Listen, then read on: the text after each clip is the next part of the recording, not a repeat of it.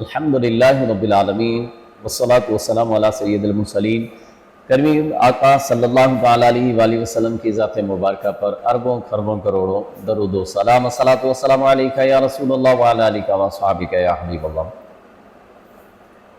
حضرات گرامی معزز سامعین کرام، جس طرح ماں کے اپنے بیٹے پر حقوق ہوتے ہیں، اسی طرح بیوی کے بھی کچھ حقوق اپنے شوہر پر ہوتے ہیں۔ لہذا جب بیٹا ماں کے حقوق پورے کرنے کے ساتھ ساتھ اپنی بیوی کا بھی خیال رکھے اور اس طرح کی ضروریات پوری کرے تو ساس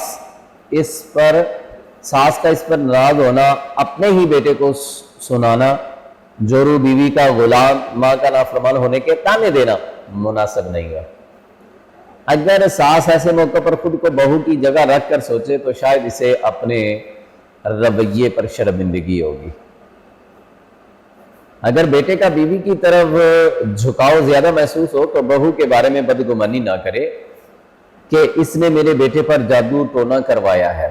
یاد رہے کہ بلا ثبوت شرعی کسی کے بارے میں بدگمانی کرنا جائز نہیں ہے۔ ارشاد باری تعالیٰ، یا ایھا الذین آمنوا اجتنبوا کثیرا من الظن ان بعض الظن اثم۔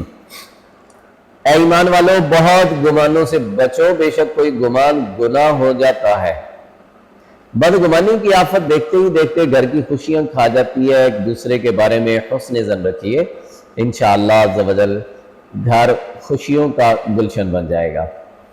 ساس کو چاہیے کہ بیٹے کی غیر موجودگی میں بھی بہو سے نرمیوں پیار سے گفتگو کرے، پریشانی میں اس کی ڈھارس بندھائے، اس کی خوشیوں میں شریک ہو، الغرض اسے ایسی اپنائیت دے کہ بہو اسے اپنی خیر خواہ اور ہمدرد سمجھے۔ لڑکی کے والدین کی عموماً خواہش ہوتی ہے کہ ان کی بیٹی خوشی غمی میں ان کے ساتھ شریک ہو۔ ایسے میں بہو پر بلا وجہ پابندی لگا دینا اور اسے والدین کے پاس جانے سے روک دینا دونوں خاندانوں میں رنجش و ناراضگی کا باعث بن جاتا ہے۔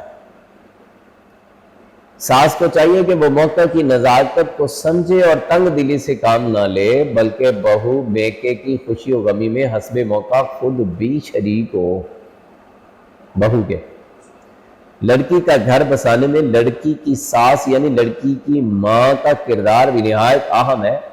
وہ اپنی بیٹی کی ایسی تربیت کرے کہ وہ شادی کے بعد اچھی بیوی اور بہو ثابت ہو سکے۔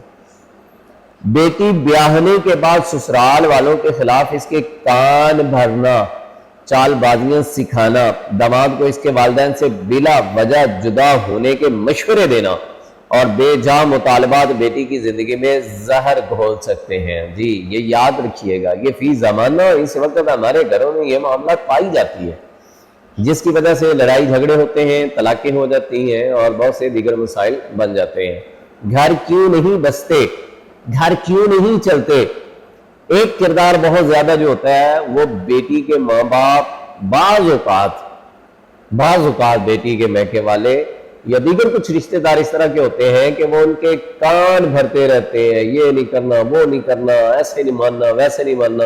اس طرح کے معاملات ہونے کی بنا پر پھر گھر میں لڑائی جھگڑوں کا معاملہ شروع ہو جاتا ہے۔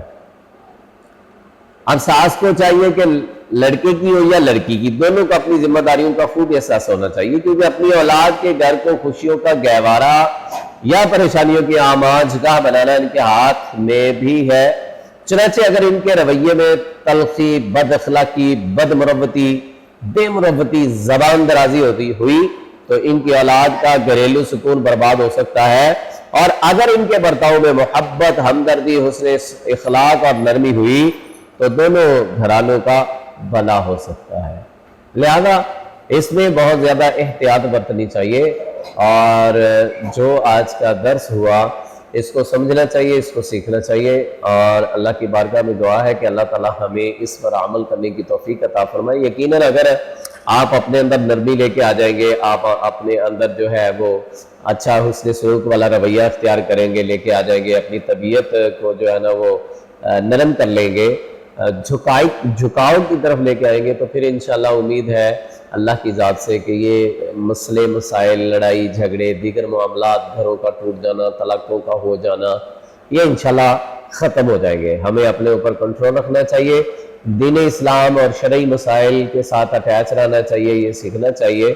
اس سے انشاءاللہ ہمارے گھروں میں اور ہماری زندگیاں بھی جو ہیں وہ خوشیوں کا گہوارہ بن جائیں گی. اللہ عز و جل ہمیں ان ساری باتوں پر عمل کی توفیق عطا فرمائے. آمین بجاہ خاتم النبی الامین صلی اللہ تعالی علیہ وآلہ وسلم.